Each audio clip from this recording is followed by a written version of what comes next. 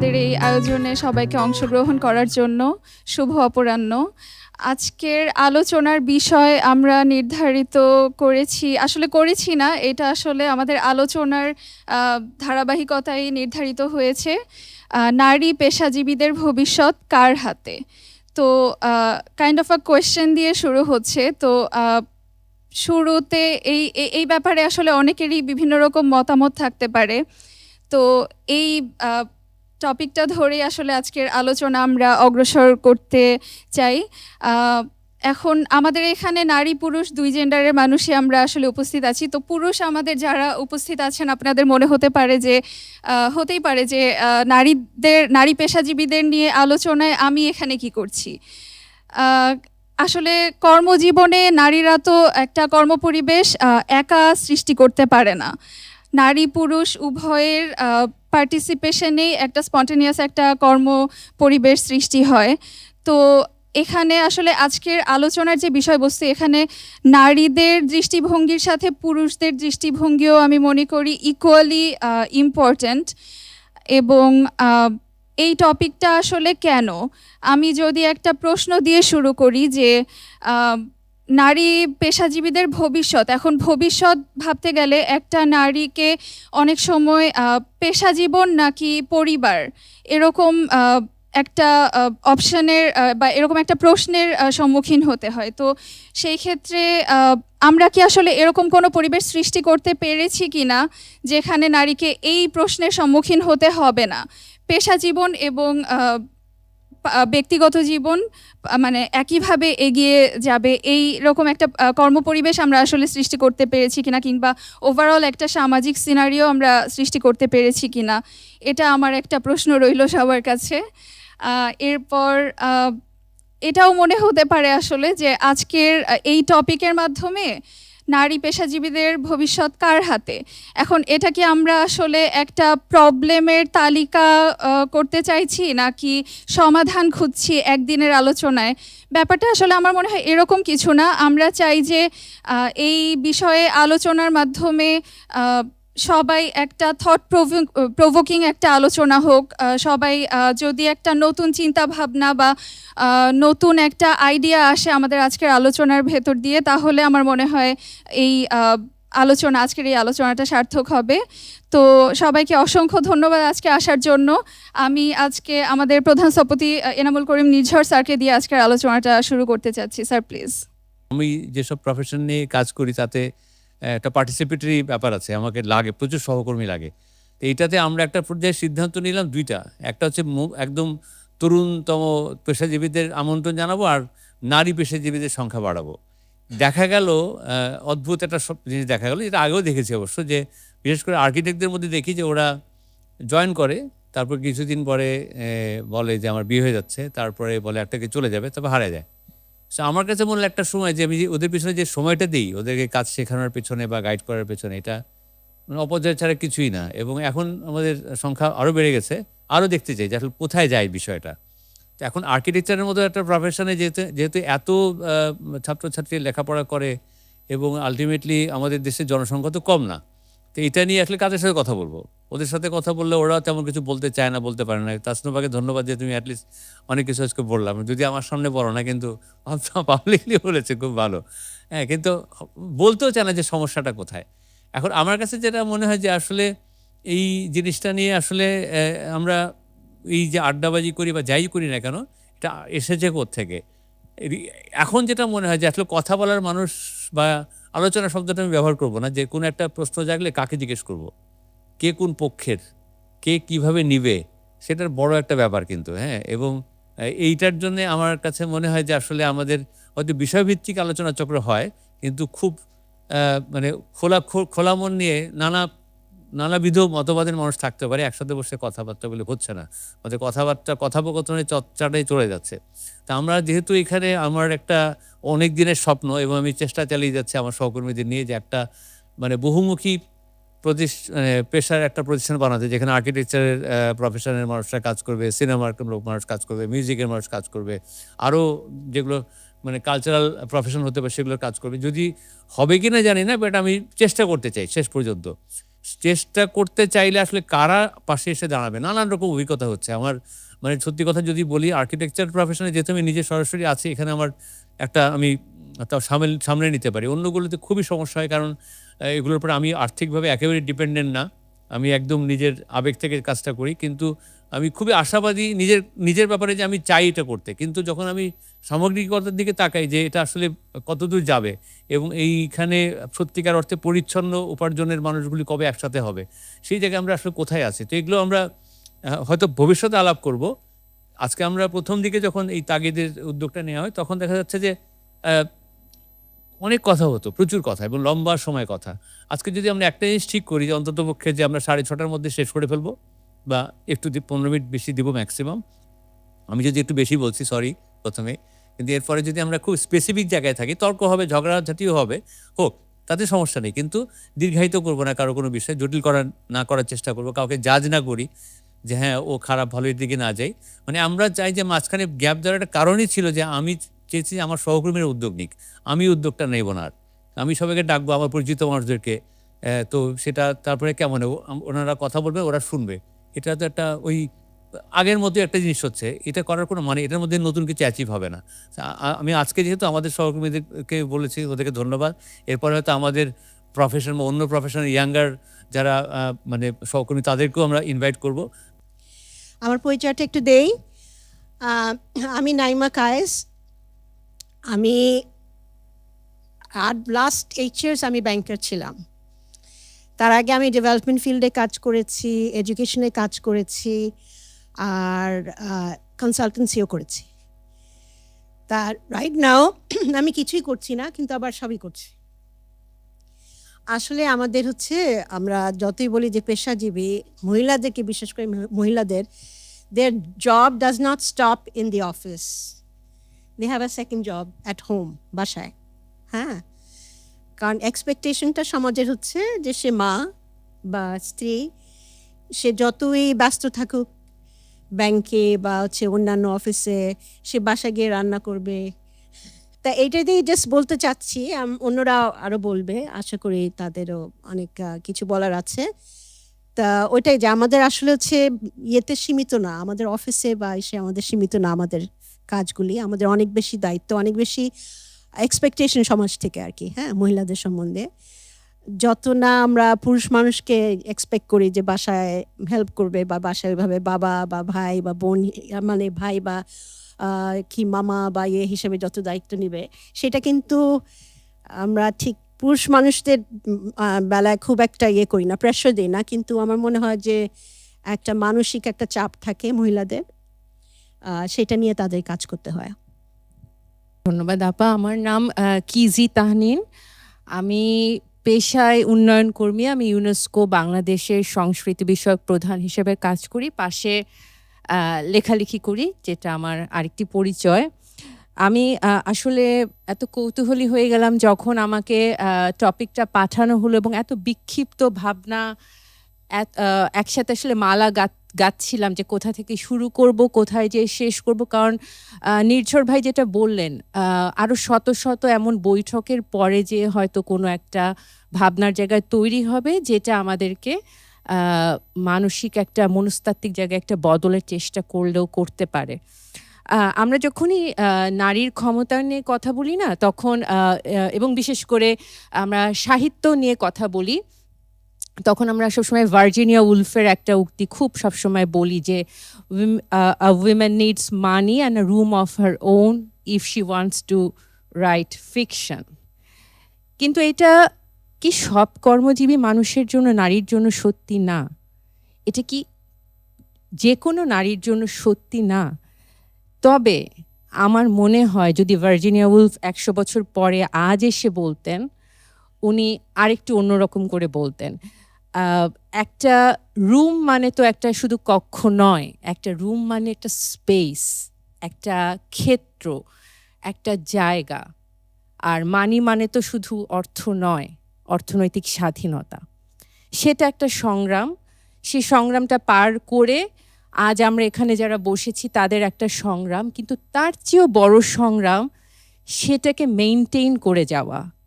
আমার যে ঘর তৈরি হলো, আমার যে স্পেস তৈরি হলো, সেটাকে আমি আসলে টেকসই করব কিভাবে? আমার যে অর্থনৈতিক স্বাধীনতা তৈরি হলো, সেটাকে আসলে আমি ভবিষ্যতের দিকে নিয়ে যাব কিভাবে? সেটা কি আসলে আমার থাকবে? আহ, এটা খুব ক্লিশে কথা, কিন্তু আমি বলি, কথাটা বললে বুঝতে সহজ হবে। কারণ যখন কাজ করি আশেপাশে পুরুষ সহকর্মী, নারী সহকর্মীদের দেখি, সন্ধ্যার সময় বাড়ি ফিরলে পুরুষ সহকর্মীকে প্রশ্ন করা হয়, তুমি কি ক্লান্ত? আর নারী সহকর্মীকে প্রশ্ন করা হয়, আজ রাতে কি রান্না হবে? এবং এটি আমি আমার নিজের জীবন থেকে বলছি, আমি আশেপাশে দেখে বলছি। এটা আসলে প্রত্যাশার জায়গা। আমরা বারবার নীতির কথা বলি, পলিসি নিয়ে কথা বলি। আমি নিজে পলিসি নিয়ে কাজ করি, কিন্তু পলিসিতে সমস্যা না, কিন্তু সর্ষের ভূতটা কিন্তু সেই প্রত্যাশার মধ্যে লুকিয়ে আছে। প্রত্যাশাটা কার? প্রত্যাশাটা কি সমাজের, পুরুষের? এভাবে কি ঢালাও করে চাপিয়ে দেওয়া যায়? প্রত্যাশাটা কিন্তু নারী নিজের কাঁধে নিজে অনেক বেশি নিয়ে নেয়। আমি একজন নারী হিসেবে এটা স্বীকার করছি। কারণ আমি যখন নারী এবং আমি যখন কর্মজীবী, আমার দুটো জায়গায় নিজেকে প্রমাণ করতে হয়। আমি ভালো কর্মজীবী নারী কিনা এবং আমি ভালো নারী কিনা। এখন আমি ভালো নারী কিভাবে হব? ভালো নারী হতে গেলে আমাকে প্রথমে ভালো সন্তান হতে হবে, ভালো বোন হতে হবে, ভালো স্ত্রী হতে হবে, ভালো পুত্রবধূ হতে হবে, ভালো মা হতে হবে, ভালো মামি, চাচি, আর অনেক কিছু হতে হবে। এবং এরকম হতে হতে হতে হতে সবাই যদি বলে না তুমি পাশ করে গেছো 33 পেয়ে, তবে আমি ভালো নারীর একটা জায়গায় পৌঁছালাম। তো সেই প্রত্যাশাটা তো আসলে ওপার থেকে আসে না, এই প্রত্যাশাটা এই ভেতর থেকেও আসে। তো সেজন্য আমি মনে করি নারীর ভবিষ্যৎ, কর্মজীবী নারীর ভবিষ্যৎ কি নারীর উপর নির্ভরশীল? আংশিকভাবে, না, সম্পূর্ণ না। আমি এখানে একটু দ্বিমত পোষণ করি।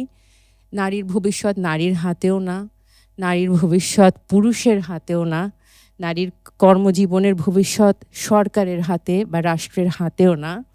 এটা একটা ইকোসিস্টেমের উপর নির্ভরশীল, যেখানে নীতি, যেখানে প্রত্যাশা, যেখানে সংসার, যেখানে প্রতিষ্ঠান আপনাকে আপনার যে দুটো শিফটে কাজ করতে হয় বা তার চেয়েও বেশি, তার মূল্যায়নের একটা জায়গা তৈরি করবে। এবং ভার্জিনিয়া উলফের যে কথাটা দিয়ে শুরু করেছিলাম, আজকে হলে হয়তো বা আমরা বলবো যে একজন নারী যদি গল্প লিখতে চায়, একজন নারী যদি কাজ করতে চায়, তার দরকার নিজের সময়, নিজের একটা স্বপ্ন দেখবার জায়গা, আর অপরাধ বোধহীন একটা আকাঙ্ক্ষা তৈরির স্বপ্ন তাকে দেখতে হবে। কারণ অপরাধ বোধ নিয়ে আমরা বারবার আসলে, আমরা যারা কর্মজীবী নারী তারা আমরা কিন্তু একটু একটু করে এগিয়ে যাই। আমি একটা গল্প দিয়ে শেষ করি। আমি বেশ শাবানা আজমি, ভারতের অভিনয় শিল্পী, তার 40-50 বছর এই সময়ের একটা ইন্টারভিউ আমি অনেক আগে দেখছিলাম। তো উনি যখন ক্যারিয়ারের শীর্ষে এবং উনি যখন বিবাহিত, উনি বলছেন যে আমাকে অপরাধবোধ কুরে কুরে খাচ্ছে। তার অপরাধবোধ হচ্ছে একদিকে তিনি ভারতের শীর্ষ অভিনয় শিল্পী হয়ে উঠছেন এবং তিনি পরিবারের প্রতি যথাযথ সময়টা দিচ্ছেন কিনা। তো তখন তাকে জাভেদ আখতার বলেছিল, তুমি কিন্তু সমাজের গিল ট্র্যাপের মধ্যে আটকে যাচ্ছ। এবং এরকম জাভেদ আখতার সবার জীবনে থাকে কিনা জানি না, কিন্তু এরকম যদি বন্ধু থাকে বা নিজেই যদি জানা যায় যে এই গিল ট্র্যাপের মধ্যে আমরা পড়ে যাচ্ছি এবং কিভাবে একটু একটু করে সুতোগুলো ছেড়ে বের হয়ে আসতে হয়, তাহলে অপরাধ বোধহীন একটা আকাঙ্ক্ষা খুব দরকার। ভার্জিনিয়া উলফের একটা লেখার ঘর আর অর্থনৈতিক স্বাধীনতার পাশাপাশি এই সময় নারীদের একটা অপরাধ বোধহীন আকাঙ্ক্ষা তৈরির জায়গা খুব দরকার। ধন্যবাদ। শুভ বিকেল। আমি স্নিগ্ধা বাউল। আমি আসলে সরকারি লোক, আমি সরকারি চাকরি করি, এছাড়া কবিতা লিখি। আর সরকারি চাকরি সূত্রে আসলে যেটা বলা যায় যে আমি যদি আমার এখনকার পেশা বলি, আমি বাংলাদেশ অ্যাক্রিডিটেশন কাউন্সিলের ডেপুটি ডিরেক্টর হিসেবে কর্মরত আছি। আমি আমার কেজি যেমন একটা গল্প দিয়ে শেষ করলো, আমি আমার একটা গল্প দিয়ে শুরু করতে চাই। যে আমাদের বাড়িতে, আমরা তো আসলে আরবান মিডল ক্লাস, আমাদের বাড়িতে আসলে মাছের মাথাটা সবসময় তার পাতেই যেত যে আসলে পরিবারের দায়িত্বটা নেয়।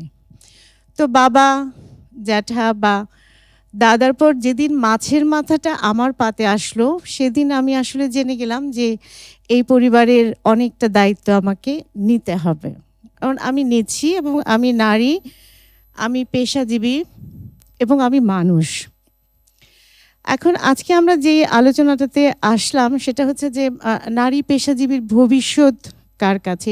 এটা আসলে একটা সম্পূর্ণ একটা আমার মনে হয় যে গবেষণার একটা বড় বিষয়। কারণ আমরা প্রতিনিয়ত এমন কিছু কিছু বিষয় ফেস করি যে আসলে আমি কার চাকরি করছি, আমি আমার বসের চাকরি করছি, না আমার জুনিয়র কলিগের চাকরি করছি, না আমার সিনিয়র কলিগের চাকরি করছি, না রাষ্ট্রের চাকরি করছি, না সরকারের করছি, না পরিবারের করছি, না সমাজের করছি।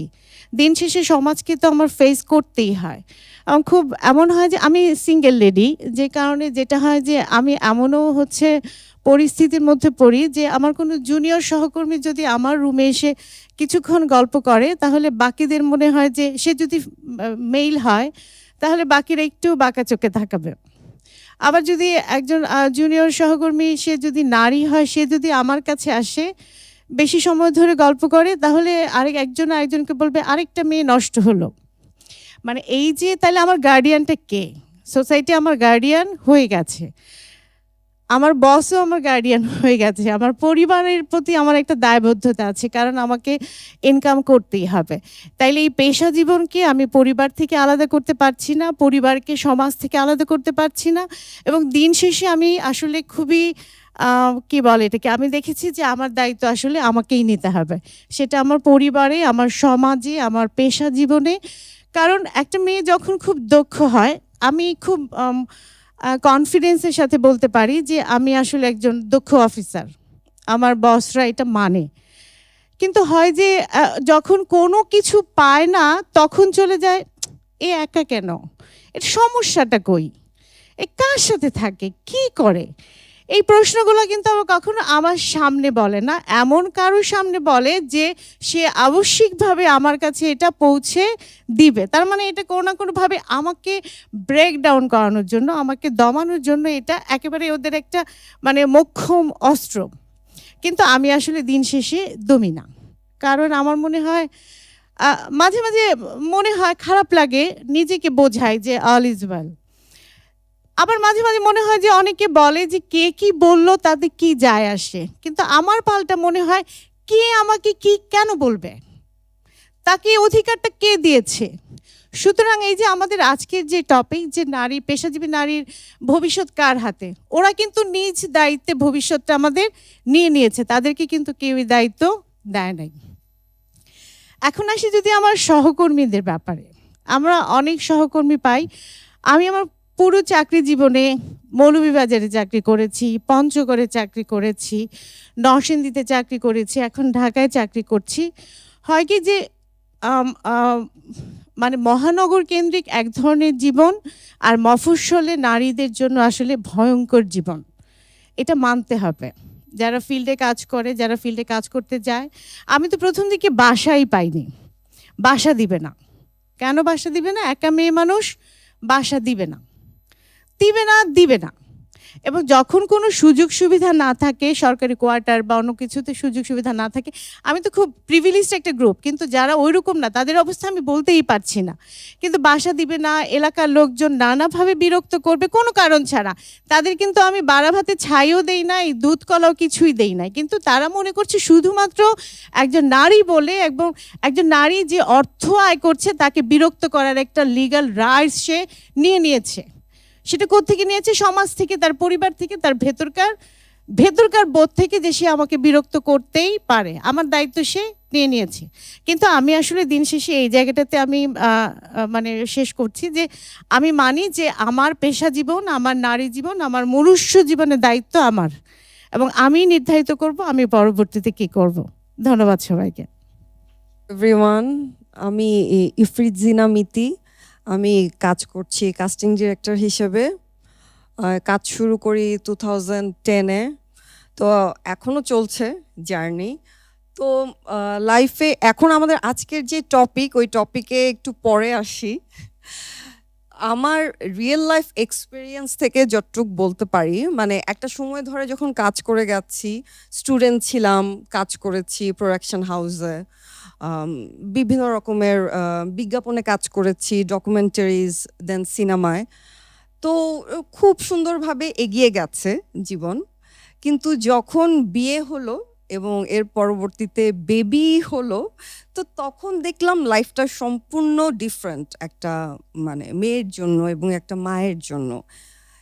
এরপর ওই সময়টা সামাল দিয়ে নিজে একটু উঠতে উঠতেই এরপরে যখন কাজে আবার ঢুকবো, তখন কাজের জায়গাটা কিন্তু পরিবেশটা আগের মতো তখন আর নেই। সম্পূর্ণভাবে ওটা ওদের মতো করে এগিয়ে গেছে এবং মনে হচ্ছে যে আমি আসলে ওই জায়গাটা থেকে অনেকখানি পিছিয়ে গেছি। আর যেটা বলবো, সহকর্মীদের কথা, আসলে এখানে সবাই খুবই হেল্পিং, সবাই খুবই আন্তরিক থাকে, কিন্তু ওই যে সময়টা যেখানে আমি 24/7 আসলে একটা কাজে দিয়েছি, এখন আমি চাইলেও আসলে সে সময়টা দিতে পারবো না। কিন্তু এই ব্যারিয়ারটা বা এটা আসলে আমার নিজের জন্য হোক, পরিবারের জন্য হোক, বা সব কিছু মিলিয়ে এই যে এই গ্যাপটা বা হয়েছে, বা এটা আসলে প্রয়োজন একটা মেয়ের লাইফে কতটুকু প্রয়োজন, এটা আসলে বাইরে থেকে অনেকেই বুঝতে চায় না কিংবা বুঝতে পারে না।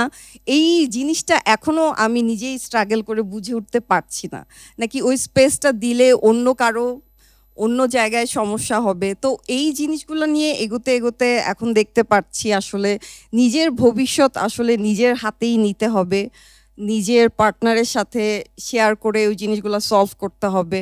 এছাড়া আসলে নেক্সট কোনো অপশন নেই। কারণ যখন বেবি স্বাভাবিকভাবেই অসুস্থ থাকবে, আমি চাইলেও কোনো শুটিংয়ে ওভাবে যেতে পারবো না, ওভাবে রেগুলার যেসব প্রোগ্রামে সবাই অ্যাটেন্ড করছে ওভাবে অ্যাটেন্ড করতে পারবো না। সো স্বাভাবিকভাবেই মনে হবে যে আসলে আমি পিছিয়ে যাচ্ছি কিংবা সব কিছু এগিয়ে যাচ্ছে আমাকে ছাড়া।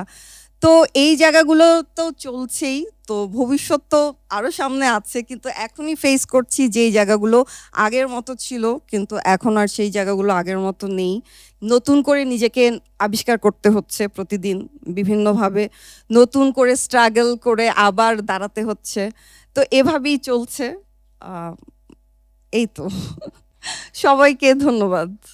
নিজেদের অনুভূতির কথা শুনলাম। আমি একটু রিকোয়েস্ট করি আমার নামই নাম নিচ্ছর ভাইকে, যে উনি যেহেতু আইনজীবী মানুষ, হ্যাঁ, সো আমাদের এই একটা দৃষ্টিকোণ থেকে, তাই না, মানে আমি অন্য একটা জায়গায় যে একদম আমার একটা প্রচন্ড রকম অবজারভেশন আছে যে বিশেষ করে যখন সম্পত্তি বন্টন হয় তখন একটা বিষয় আসে যে আসলে এই নারী পুরুষ বিষয় তো আসেই, তাই না? সেখান থেকে শুরু করে আমার একটা বিরাট বড় প্রশ্ন আছে যে একটা লম্বা সময় আমাদের দেশের প্রধান নারী ছিলেন। তা আসলে ওই যে মিতি যে শেষ পর্যন্ত যে কথাটা বলছো যে দায়িত্বটা নিজেকেই নিতে হবে, ব্যাপারটা কি তাই?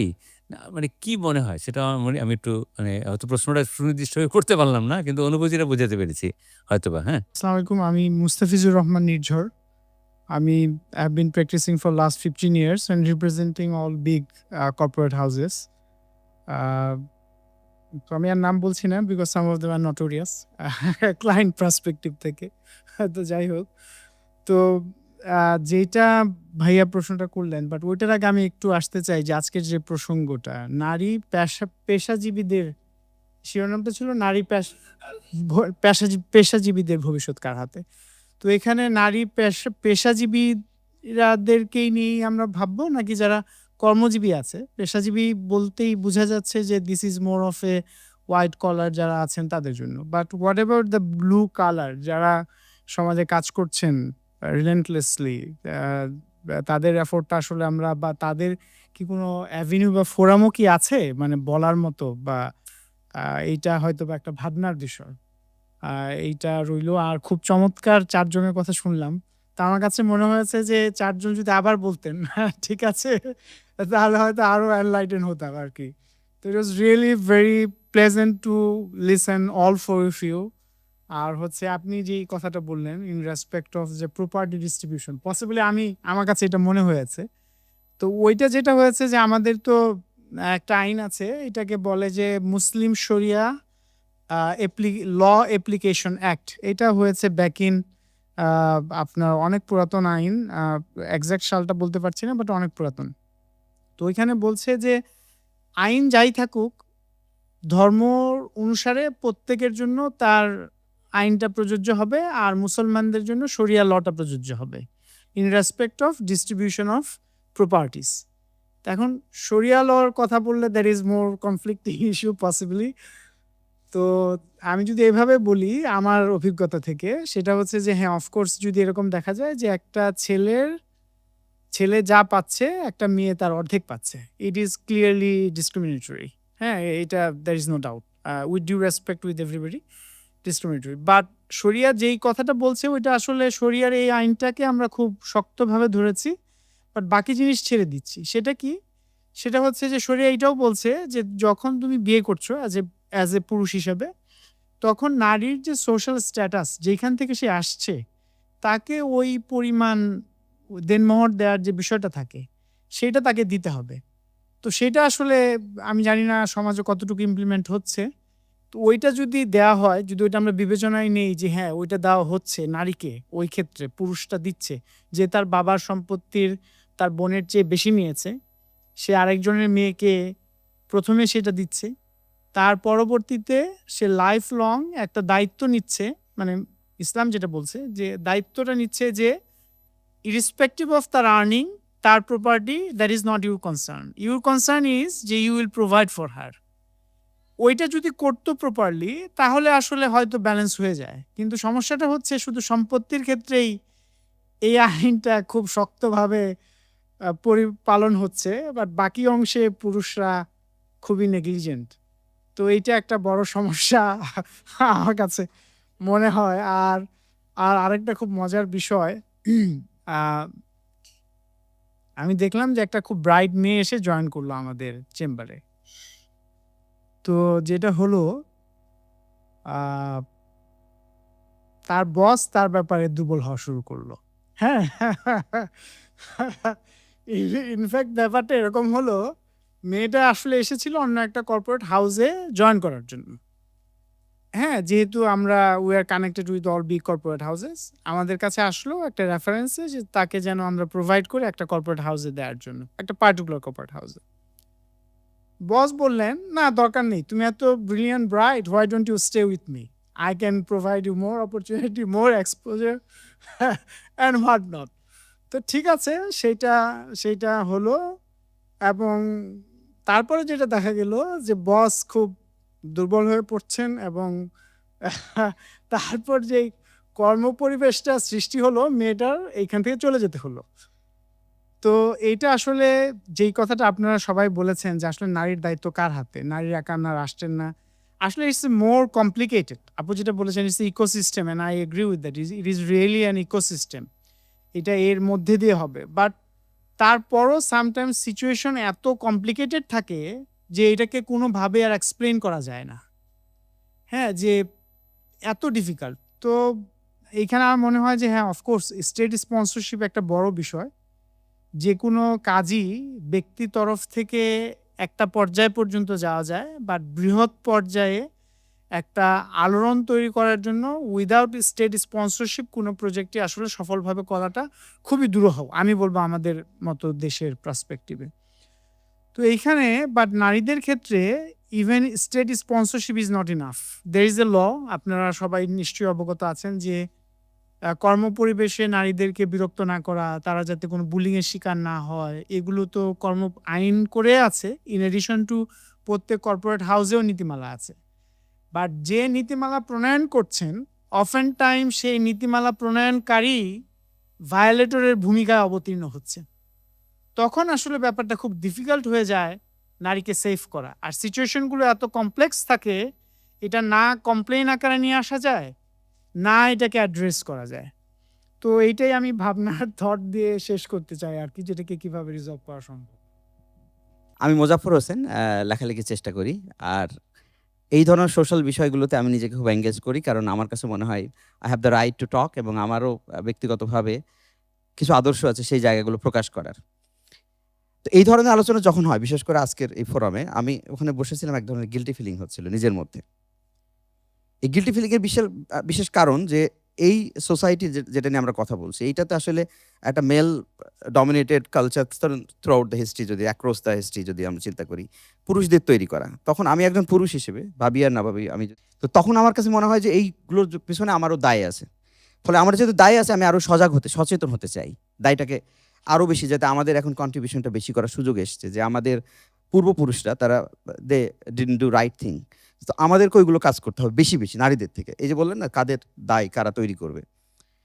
আজকে যখন এই কথাগুলো হচ্ছিল তখন আমি ভাবছি, ধরুন কর্মপরিবেশের কথা হচ্ছে, তা আমাদের নিজেদের জায়গাগুলো মিলাচ্ছিলাম, যে এখানে বলাই যায়, এগুলো রেকর্ড করবেন না, যে রিসেন্টলি আমাদের একটা কালচারাল পোস্টে একজন শিফট হলো, চেঞ্জ হলো, মেল ফিমেল। তো যখন মেল পারসন আসলেন তখন কেউ বললো না, তখন ভাবলো যে ঠিক আছে, সে কাউকে পলিটিক্যাল কাউকে না কাউকে কনভিন্স করছে, গুড রিলেশন, আমাকে নির্ঝর ভাই একটা সম্পর্কের খাতিরে একটা পোস্টে বসালেন। আমাকে কেউ বলবে না আমাকে নির্ঝর ভাইকে বেডে স্যাটিসফাই করতে হয়েছে। কিন্তু ওই যে নারীটা যখনই আসলেন, তখন ওই নারীকে নিয়ে আরো 3-4টা গল্প তৈরি হয়ে গেল। ওই নারী কার সাথে সুসম্পর্ক কিন্তু আমি তো বলছি যে একই পোস্টে আমরা ব্যাক টু ব্যাক সুইচ দেখলাম, সেটাও সুসম্পর্ক। কিন্তু আমরা স্টোরিটা কোন জায়গায় নিয়ে গেলাম, যে তার মানে কর্মক্ষেত্রে নারীর যে সাকসেস, এখানে আছেন তারা সবাই কর্মজীবী, পেশাজীবী, তাদের সাকসেসটাকে তাদের মেরিট দিয়ে বিচার করা হচ্ছে না, এবং আমরাই করি না। এই গসিপটা কিন্তু রিক্সাওয়ালারা করে না, এইটা কিন্তু আমি বলছি এই সকল যে আমরা সোসাইটি, এবং আমরাই ধরে নেন, আমরা এই ফোরামে আমাদের বন্ধুই যখন এই রকম সাকসেসফুল হয় নারীর ক্ষেত্রে, তখন আমরা ট্যাগ দিয়ে দিই যে অফিসের বসের সঙ্গে তার বিশেষ সম্পর্ক। এই প্রশ্নগুলো করার একটা বড় জায়গায়, যে আমরা যখন কথা বলছি তখন আসলে বাধাটা কারা, এবং এটা কিন্তু মেয়েরাও করেন। এখানে মেয়েদের খুশি হওয়ার কোনো কারণ নাই যে পুরুষরা একা করেন, এই গল্পে কন্ট্রিবিউট করেন নারীরাও। তারাও নতুন নতুন করে ছোট ছোট হিন্টসগুলো দেন, হাচ্চা ওর সঙ্গে একসাথে কফি করতে দেখছে একদিন, তারা কন্ট্রিবিউট করেন। তো এটা একটা জায়গা যায়। আর একটা জায়গা থাকে, ধরুন আমি এই খুব সাফার করি এই ব্যাপারগুলো, যে আমার দুটো বাচ্চাই আমরা এক্সপেক্ট করেছিলাম মেয়ে হবে, কিন্তু হয়নি স্যাডলি। এখন ওই ছেলে বাচ্চা নিয়ে পড়ে গেছে খুব মুশকিলে। বাচ্চারা প্রতিদিন স্কুল থেকে এসে এক একটা কথা, ধরুন পিঙ্ক কালারের কিছু দেবেন, সে নেবে না, পিঙ্ক কালার হচ্ছে মেয়েদের কালার। আই ডোন্ট নো কে শেখায় এগুলো, কোথা থেকে শিখে আসে, স্কুল থেকে আমি জানি না। এবং আর একটা ডিফিকাল্টিস হয়ে গেছে আমার ছোট বাচ্চাটাকে নিয়ে, যে সে কোনো মেয়ের সঙ্গে বসতে চায় না, মেয়েরা উইক, কে শেখালো তাকে? এখন এই জিনিসগুলো আমি বললাম, বেটা তুই 2 দিন পর তো মেয়ের পিছনে দৌড়ায় বেড়াবি, এখন মেয়ের পাশে বসবে না, কিচ্ছুতেই বসবে না সে। তো এখন এই 2 বাচ্চা নিয়ে আমি সবসময় বাসাতে বিপদে পড়ে যাই, তাদেরকে কি করে আমি এই আনলার্ন করবো, যেটা সে শিখে আসছে বাইরে থেকে, তাকে না শেখানো তো এটা বিরাট ব্যাপার, যে তাকে আপনি কোনোভাবেই করতে পারবেন। আরেকটা থেকে ইউটিউব কন্টেন্টগুলো থেকে, নানান জায়গা থেকে এগুলো শিখে যাচ্ছে। তো কর্মজীবনে তো এরাও যাচ্ছে নানানভাবে। এই জিনিসগুলো ছোট ছোট জায়গা থাকে। এবার যদি আমরা রাষ্ট্রীয় কাঠামোর জায়গা থেকে দেখি, যে এই সিদ্ধান্ত মোস্টলি যদি বলি, আমি বেশি কথা না বলে শেষ করবো, যে ভাইয়া যেটা বলছিলেন যে দেনমোহর কুড বি গুড রিপ্লেসমেন্ট, মানে এটা দিয়ে এটা কভার আপ করা। দেনমোহর একটা root system, it shouldn't be. আমি বলছি এটা থাকতে পারে, আমাদের সোসাইটি এখন পর্যন্ত পিছিয়ে আছে, দেনমোহর থাকবে। আপনি এটা আমার জায়গা থেকে জাজ করবো না, দুজন আমরা কর্মজীবী। আমি গ্রামের প্রেক্ষাপটে ভাবতে হবে, ওই মেয়ে যে কর্মের মধ্যে নাই, তাকে যে 5 লক্ষ টাকা 10 লক্ষ টাকা দেনমোহর হয়, সেইটা তার একটা সিকিউরিটি। আমি তাকে ডিনাই করছি না, ফ্যাক্ট। কিন্তু এটাকে আমি কখনোই পার্মানেন্ট সলিউশন ভাবি না। যদি আমি অ্যাট এ টাইম সবাই কর্মজীবী হয়ে যান, তাহলে কিন্তু ওই নারী, পুরুষ কোন অধিকারে সেই নারী কেন তার কাছ থেকে টাকা নেবে বিয়ে করার সময় 5 লক্ষ টাকা 10 লক্ষ টাকা? ওয়াই? এটা কোনোদিনই সলিউশন না। সলিউশনে যান যে বাবার সম্পত্তি তাকে দিতে হবে। কারণ কি, আপনি দেখবেন বাংলাদেশে কোথাও শরিয়া অ্যাক্ট মানেন না, নারীরা কথা বলবেন, কারণ আমাদের দেশে কিন্তু রাষ্ট্র শরিয়া অ্যাক্টে চলে না। সম্পত্তি ডিস্ট্রিবিউশনে কেন শরিয়া অ্যাক্ট থাকবে? যখন আমাদের এই সকল হুজুররা দেশ রাষ্ট্র চালানোর কোনো নীতিতে তাদের পার্টিসিপেশন নাই, নারী ইস্যুতে তাদের কেন গভর্নমেন্ট শুধু গুরুত্ব দেয়? আপনি দেখবেন দেশের ইকোনমিতে শরিয়া অ্যাক্টে চলে না, কোনো জায়গায় কিন্তু শরিয়া ভিত্তিক রাষ্ট্র ব্যবস্থা নাই বাংলাদেশে। একটা জায়গাতে আছে, চালার চেষ্টা করে, শুধুমাত্র নারী ইস্যুতে এসে তাদের যে দাবিগুলো দেয়, গভর্নমেন্ট মনে করে এটা কম্প্রোমাইজ করা যায়। This are the things that আমরা এটাকে মিনিমাইজ করতে পারি। সরকার দেখবেন এই জায়গাগুলোতে সবসময় কম্প্রোমাইজিং সেন্টিমেন্টে থাকে, কিন্তু অন্যান্য যে পলিটিক্যাল ফ্যাক্ট যেগুলো থাকে সেগুলোতে কিন্তু ওরাও, ওদের এক্সপার্টিস না ইকোনমিকভাবে। মাদ্রাসার হুজুরা তো আর দেশের ইকোনমিকে সিদ্ধান্ত দেয় না, এডুকেশন নিয়ে দেয় না, অন্যান্য অনেক জায়গাতে দেয় না। কিন্তু তারা শুধুমাত্র একটা জায়গা পৌঁছে নারী, এবং সেটা রাষ্ট্র অ্যাড্রেস করে তাদের এই চাওয়াটাকে। সুতরাং এই জায়গাগুলোকেও আমাদের ছোট ছোট করে ভাবতে হবে এবং কাজ করতে হবে। লাস্ট একটা বিষয় যেটা আমরা গতকালকে আলোচনা করছিলাম, শেষ করি।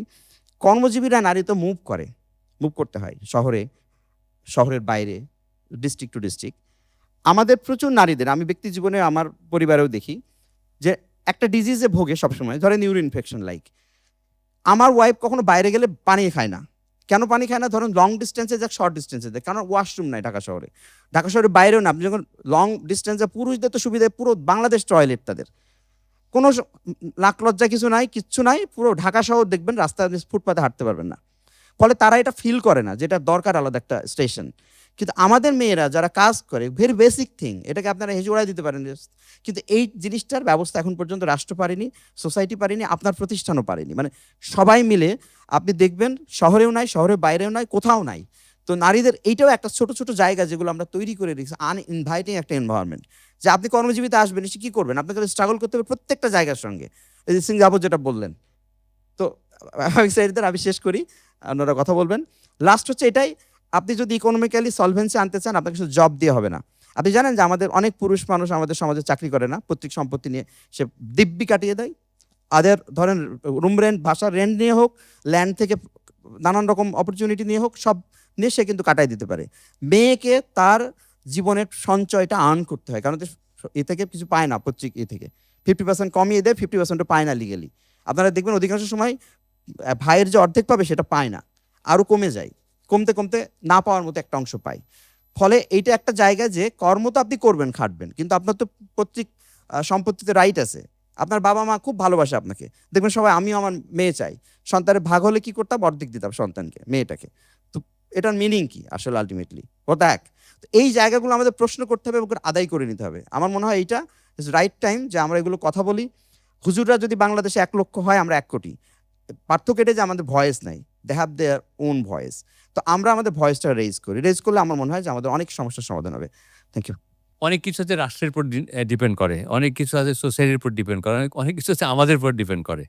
হ্যাঁ, কোনটাকে আমরা প্রাধান্য দেব এবং আলোচনাটা কোন জায়গায় নিয়ে যাব, এটা একটা বড় প্রশ্ন। কিন্তু আমি আমার একটু এক্সপিরিয়েন্স থেকে বলি। আমি এখানে আসার আগে আজকে দেরি হয়ে গেছে, বিকজ একজন মন্ত্রী মহোদয়ের কাছে যেতে হয়েছিল আমাকে। সো এখানে আমি একটা প্রজেক্ট করেছি জয়িতা টাউন নামে, সেটা হচ্ছে নারী ক্ষমতায়নের জন্যে। হ্যাঁ, এবং প্রকল্পটা এখনও কিন্তু ওইভাবে কেউ অপারেট করতে পারছে, চালাতে পারছে না কেউ। সো এটা কীভাবে চালাবে, কি ডিম আগে না মুরগি আগে, এটা নিয়েই চলছে অনেকদিন ধরে। তো প্রশ্নটা হচ্ছে ওই জায়গাটাতে আসলে, যে আমার কাছে মনে হয় এখনও ঘুরে ফিরে আমরা ডিম আগে না মুরগি আগের জায়গাতেই আছি। হ্যাঁ, বেসিক জায়গাতেই আমাদের ঝামেলা। আমরা ওই জায়গাটাতে, এটা কি আসলে ধর্ম নাকি সোসাইটি, রাষ্ট্র নাকি নিজেরাই, কে আসলে কোত্থেকে শুরু হবে? মৌলিক জায়গাটা তো যদি ঠিক করতে পারি, তাহলে আমি মনে করি একেবারে যারা সর্বকনিষ্ঠ ওরা একটু হয়তো বোঝার হয় কি, আমাদের মনে অনেক কথা থাকে। হ্যাঁ, সেটার মধ্যে সেটা কিন্তু আবেগ মূলত।